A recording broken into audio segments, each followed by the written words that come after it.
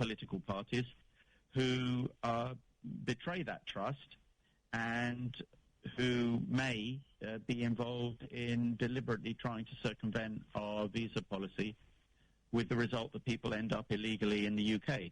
And we have an absolute responsibility to act in accordance with UK immigration law. The British government says it takes a strong exception to allegations of visa fraud to have been coming from the legislature by some members of parliament will have dire consequences on some members of parliament and to some extent Ghanaians who will be applying for visa from the United Kingdom. Komla Kluche, TV3 News, Accra. Let's stay a bit further with this, because the Speaker of Parliament is to institute a probe into allegations of visa fraud against 3 sitting members of Parliament from the British Home Office. Director of Public Affairs in Parliament, Kate Addo, says the Speaker will use appropriate parliamentary procedures to bring finality to the matter. The British High Commissioner in Ghana has written to the Home Office in London, raising an alarm over some Ghanaian public officials who may be abusing the diplomatic courtesies accorded them.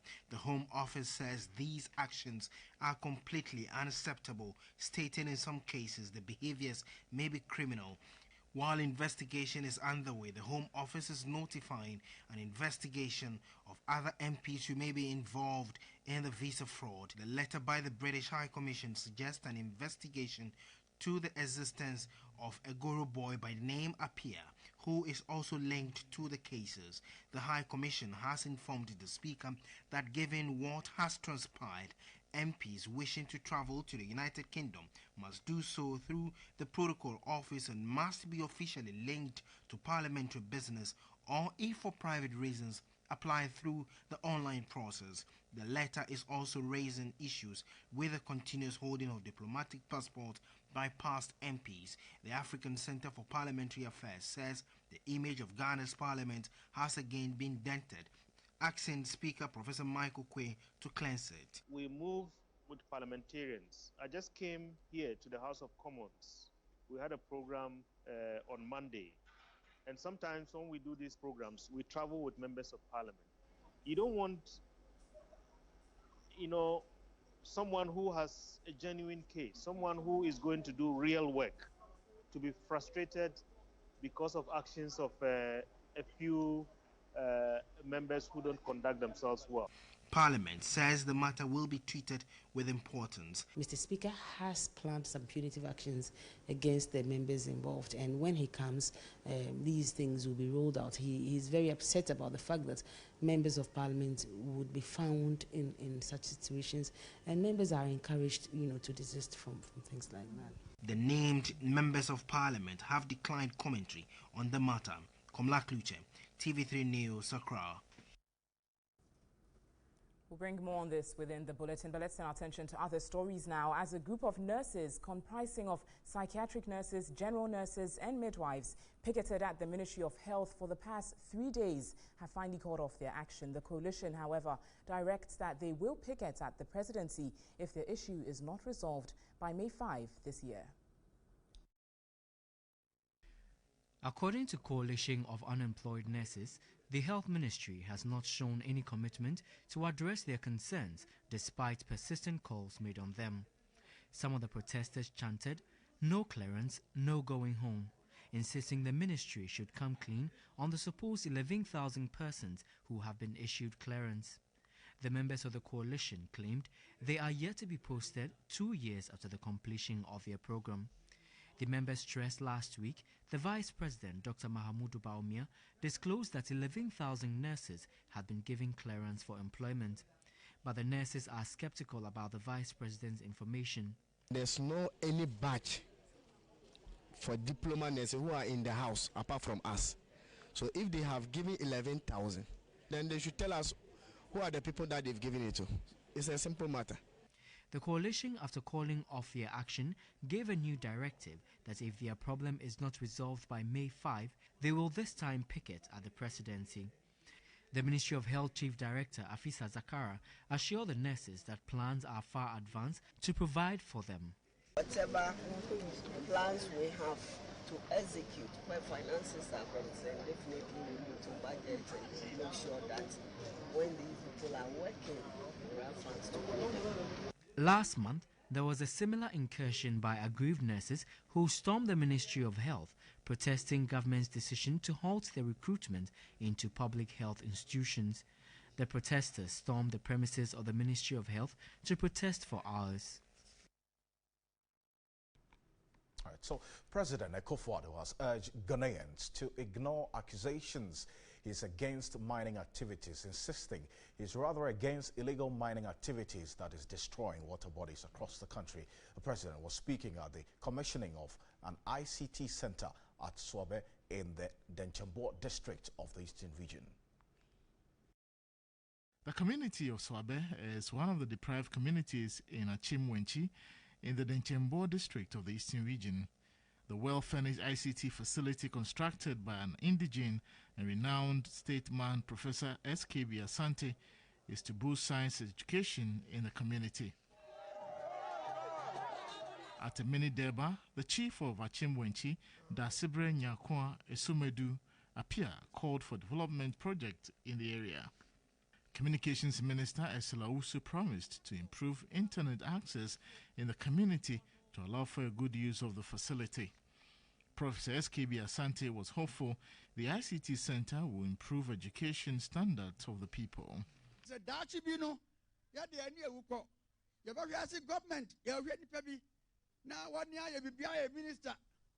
I believe this facility will bring us a future minister from this community. Posterity will surely support this assertion. President Akufo-Addo reiterated his administration's resolve to invest in education. On Galamsey, the president insisted he will not relent in his fight against illegal mining. Mining along the water bodies cannot continue if we want to preserve the nature and our system. Cannot continue. But this is Galamsey for say. Se passe me se me babe dim rano so won so a na election I be MPP for who become me dey hia me ni se me ye di Nyankopon aka kire me se e hia se me babe ye anu na hia me na me babe ye nhese ya e be bo ma no nkoso anu na hia me nya election asem de nhese ya betumi aye ama o ma no enya nkoso. Yana no jasa si mai. Ye tumi nye bibi papa kura ye nsu enja no sa ma ye nana no. Na no ne ko kese a aba efa Galamsey. An auctioneer engaged by the Ministry of Food and Agriculture between 2011 and 2013 to auction old vehicles failed to work but was paid. According to the Auditor General's report for the year under review, the auctioneer, out of the 491,553 made from the auction, took 7%. This was made known when the Ministry of Food and Agriculture appeared before the Public Accounts Committee of Parliament. Members of the Public Accounts Committee were alarmed. An auctioneer by name Alex Ejay, who was engaged by the Ministry of Food and Agriculture to auction their old vehicles, actually did less in auctioning the vehicles, but was able to take 7% of the 491,553 cedis proceeds made. According to the Auditor General's report, the ministry had already allocated the vehicles meant for auction to its staff before engaging the auctioneer. The ministry from the beginning of the encounter admitted wrongdoing and showed remorse, promising not to repeat the action. Payments of the auctioned vehicles, which was to be made within 72 hours per the law, into the non-tax revenue account was made in 29 months. Thus, the committee members expressed shock. What I gathered is that the staff of MOFA interfered with your job. Is that true or not? It's true. All the proceeds that came from the auction, have they been paid by the staff? They have been paid. And was it paid with interest? No. Why didn't they pay with interest? Because I can't calculate the interest, the rates on it. Asked whether he will voluntarily pay his withholding tax to the Ghana Revenue Authority, The auctioneer pleaded for mercy, promising not to repeat that. Would the committee be fair to you if the committee says that the part you earn is your money? Take it. The part you did not earn is for government. Refund it. Would the committee be fair to you by making that proposal? We just want to find out from you. Honorable Chair, I will be very happy if the committee allow this to go, because we've learned our lesson on all these things. 24 auctions were done by the ministry in the year under review, but how many vehicles or their price remained unknown. All right, from Parliament, the President, Nana Dankwa Akufo-Addo, has named 212 persons to fill the chief executive positions of various municipal and district assemblies across the country. The local government and rural development minister, Haji Alima Mahama, on behalf of the President, says the government is also determined to elect chief executives by 2018 as promised. Out of 212 persons, 27 of them were appointed to man the various municipal and district assemblies in the Ashanti region. 20 are to man the affairs in municipal and district assemblies in the central region. Eastern region has 26 persons, 15 in the Greater Accra region and 25 persons for Northern region. The rest are 21 persons were also appointed to various municipal and district assemblies in the Western region. The President appointed 13 in the Upper East, 11 in the Upper West and 25 to the Volta regions. Local Government and Rural Development Minister Haji Alima Mahama announced names on behalf of the President. It is the expectation of the President that this will be the last time metropolitan, municipal and district chief executives will be appointed in this manner. The time has come for the expansion of local democracy to provide for their direct election by the people of their districts. Information Minister Mustafa Abdul Hamid says enough consultation had been done before the appointment of the nominees by the President. The law, according to him, will take its full course if anyone disturbs the peace after the announcement. They have been prevailed upon to talk to their supporters. The National Youth Organizer has gone on a nationwide tour talking to youth groups and party people to be calm and support the President. All of that has happened. But if in spite of that, somebody wants to still misbehave, they will still misbehave. There's nothing you can do about it. The only thing that you have to do is to get the security agencies to be on top of their job and stamp it out. Former chairman of MPP, Peter Mark-Menu, says rigorous background checks were done before the nominees were selected. Competence, loyalty, ability to perform, geographical and ethnic considerations. We consulted the chiefs, the party machinery and the constituency. So I'm very happy that at long run, the President is able to make a right choice of this nature. The President has already appointed the Chief Executive for Accra Metropolitan Assembly, Tamale Metropolitan Assembly, Kumasi Metropolitan Assembly and Sekondi Takoradi Metropolitan Assembly.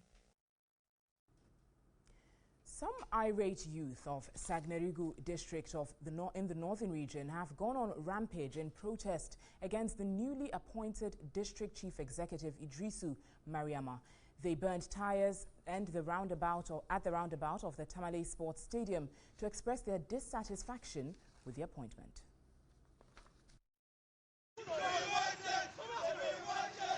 Led by the local youth chief of the area, who also doubles as their chairman, they bent waste bins in front of the district assembly.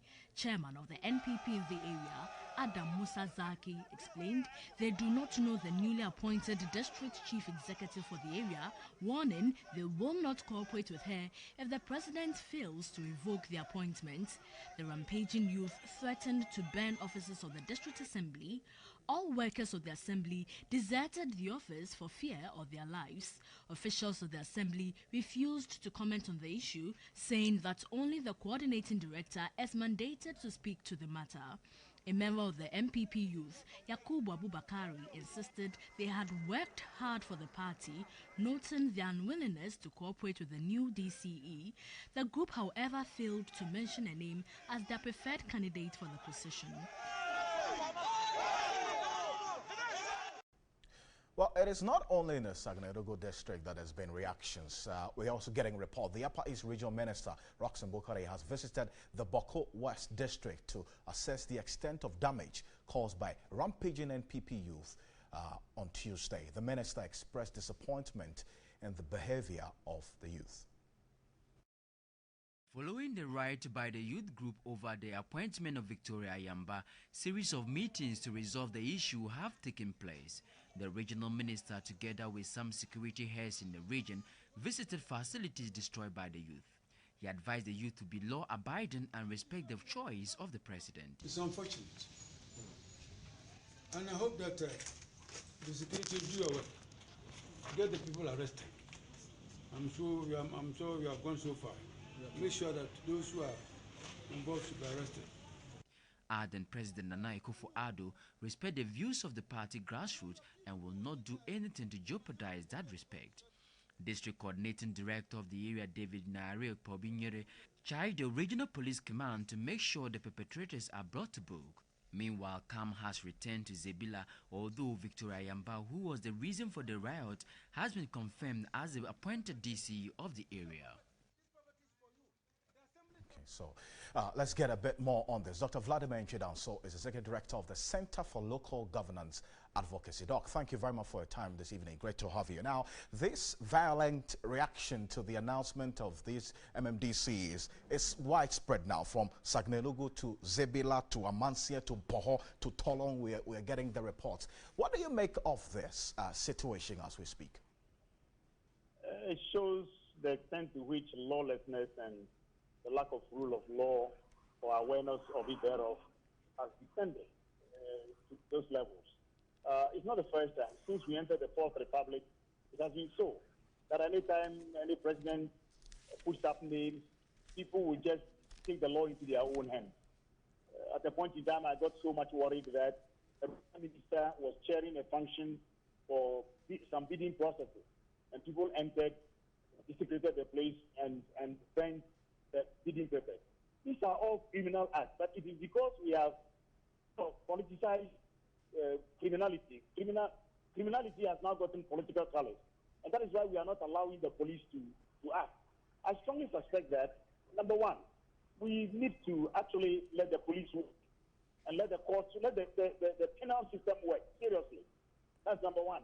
Number two, I think it's about time we went to the polls where the district assemblies are concerned. I think my organization has always advocated that.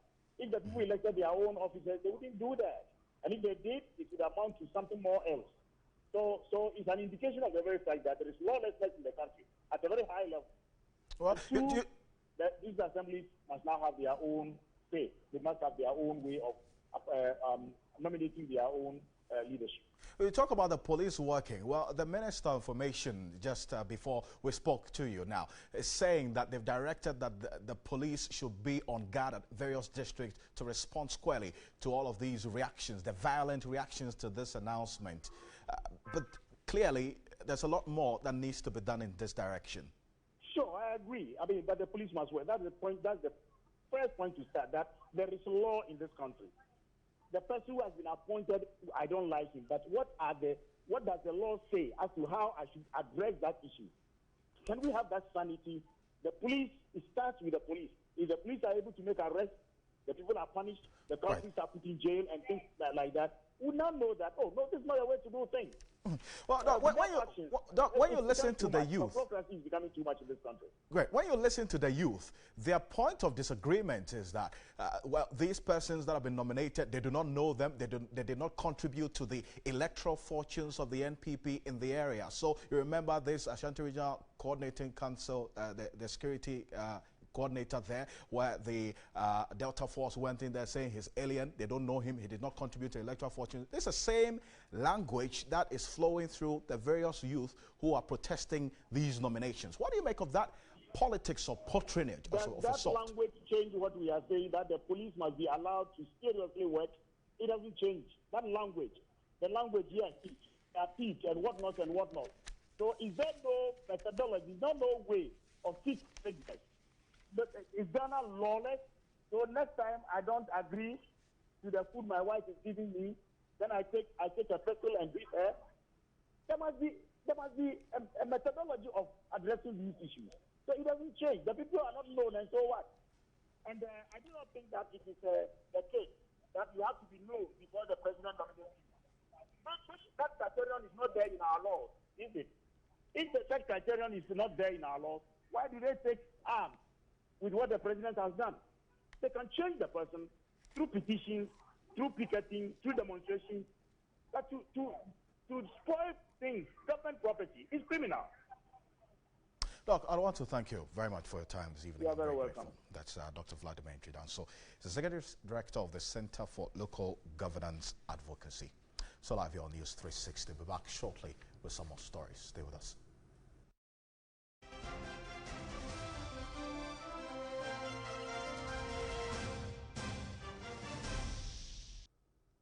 Thanks for staying with us on News 360. Let's do some business now. My name is Nanekia Mensah Brampa. Now, a release by a Deputy Minister of Finance, Kweku Kwarteng, on the suspension of salaries of government employees without SNIT biometric registration has directed as follows. Now, all those who are legitimate government workers but have not been able to go through the SNIT biometric registration are required to do so before their salaries will be released to them, while those who go through the registration before May 3, 2017 will be paid by May 15, 2017.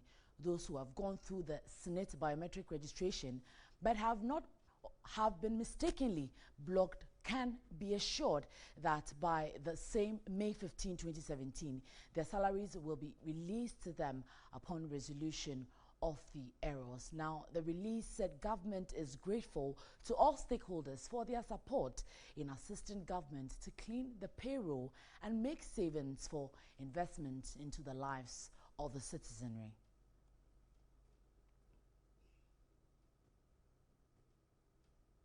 Now, a former director of the Water Research Institute, Dr. Joseph Ado Ampofo, is calling for a ban on the practice of prospecting for gold in the country. He recommends that the Geological Survey Department should be equipped to conduct an audit of the quantity of gold available beneath the earth before licenses are issued. The Minerals Commission has a map of the towns, communities and areas that have gold beneath the earth. What they do not have is the quantity and quality of the minerals available in a particular area. Due to this, companies and individuals who want to mine are also handed prospecting licenses, and because they do not know the quantity of gold available, they tend to keep digging, destroying the whole land area. Thus, the former director of the Water Research Institute, Dr. Joseph Ado Ampofo, says government should equip the Geological Survey Department to ascertain all the needed information on the quantity of mineral available in a particular area to avert extensive prospecting leading to the destruction of arable land. There are procedures for mining. If the procedure is well followed, mining can still go on and the environment will be intact. Now we do not know precisely where the minerals are and the quantity, which is even wrong, because the Geological Survey could have done extensive work to locate all the minerals deposits, the quantity and the quality, so that when you come to the country, you can't come and say, I'm going to do prospecting. You see, that has been the first major mistake we've been making. He added what is being practiced is total disregard for the environment and water bodies. What they are now doing is just mixing everything up. So if you say they should go and reclaim, what are they going to reclaim? They are just going to push the whole thing back, and that is now going to wash back into water. He explained the water bodies could naturally purify themselves if their course has not been changed. There is the need to visit where they have disturbed. See whether the water courses are there, the water lines are still available. If they are, then you can get machines to join them. Rivers and other water bodies in the country have been under siege through the activities of galamsey operators. Farmlands that hitherto provided produce from cash crops and other valuable food crops have been destroyed and sold for a pittance to the galamseyers. Now to some issues on labor. The Trades Union Congress has condemned the act where 17% of public sector workers receive below the minimum wage. The affected workers are cleaners and other supporting staff in the public sector. The TUC has therefore charged government to correct the situation. The Trades Union Congress gave the figures at a forum ahead of this year's May Day celebrations. The theme for the event is Ghana at 60, mobilizing for Ghana's future through creation of decent work.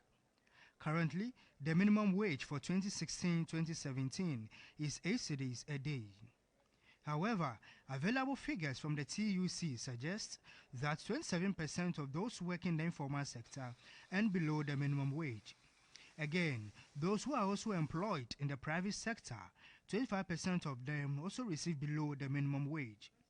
Most worrying to the TUC is that 17% of the workers in the public sector also receive below the minimum wage. The TUC has therefore charged the Labour Department of the Ministry of Employment and Labour Relations to enforce the labour regulations on wages. We have to make sure that they don't restrict themselves only to the private formal or other areas, but they also look within the public sector and see how some of these loose engagement play out as far as minimum wage is concerned. Ahead of the May Day, Secretary General of TUC, Dr. Yaoban, spoke against some financial institutions which dismiss pregnant women staff. Many Ghanaians are not entitled to annual leave with pay or sick leave with pay or even maternity leave. In some employment, when you are pregnant, you are out. Country Representative for Frederick Egbert State Tank called on government to strengthen its industrialization drive to make Ghana economically competitive. Neither can we afford to industrialize without due attention to the natural environment. These things are no longer possible in the 21st century. That we know the solution to these challenges.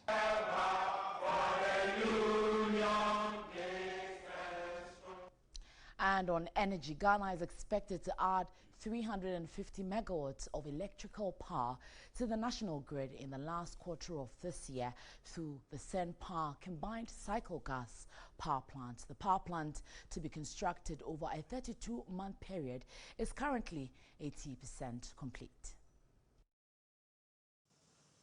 The total project cost for the generation plant, transmission substation and fuel supply assets is $900 million.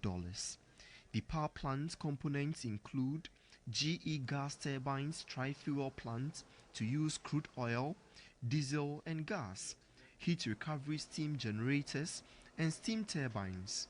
The KIP project involves 350 megawatts combined cycle power plant, and the good thing is this plant will run on tri-fuel.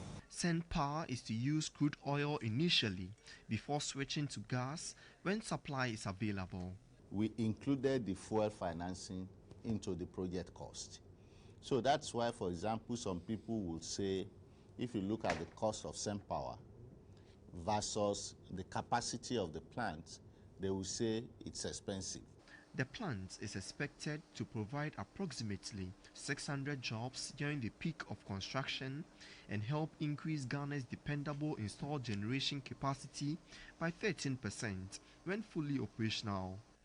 According to the CEO of Senpower, Teofilo Isaki, the cost of electricity ultimately to Ghanaians depends on the type of fuel used in generation. And once it gets to commercial operations, it will be, if not the most cost-effective, will be among the most cost-effective in the country. Senpower Generation Company says it expects the Electricity Company of Ghana, the off-taker, to ensure smooth operation. ECG would first do all it can to pay, and if it doesn't pay, then as the owner of ECG, government then will step in, and that is a critical requirement for any lender to put any money in the project.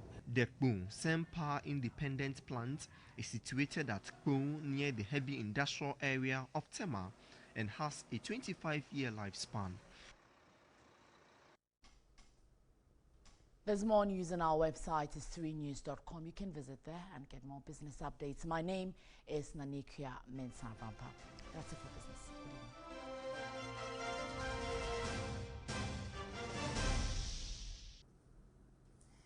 In entertainment news this evening, the director of Golden Movie Awards Africa, Mimi Andani, says the scheme will not sway from honoring hardworking filmmakers in Africa. She was speaking on the sidelines of a press launch of the 2017 edition.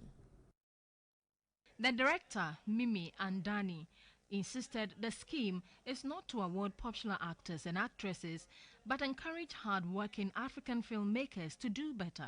For us, your films meet the standards. For us, the grand jury sees the person as a good performer, you get awarded. It's got nothing to do with your number of followers, how popular you are, how people know you. We are all about performance, and that's the different factor of the GMA from other award schemes. As part of the scheme's third anniversary, winners of selected categories will receive cash prizes in addition to the plaques. In this year's event, 3 individuals who have made tremendous impact in the film industry will also be honored. Unlike previous years, there will be 3 ambassadors and 3 individuals who have attended the event since its inception to be picked at random to receive a fully paid vacation to an undisclosed destination. Media director of the scheme, Francis Doku, said submissions which did not go through laid-down procedure will not be considered. This, he explained, was to make sure that films filed for nominations would be of standard quality and fit the criteria of the awards. The third edition of the event is slated for July 8, with the venue yet to be decided. Submissions for nomination close on May 10. Anyway, well, that's it for the news tonight. My name is Alfred Kansi. And I'm Natalie Force. Thanks so much for making time with us. News at 10 will be simulcast on 3FM 92.7. Next is Do Not Love Me So Much. Stay with TV3. Have a good evening.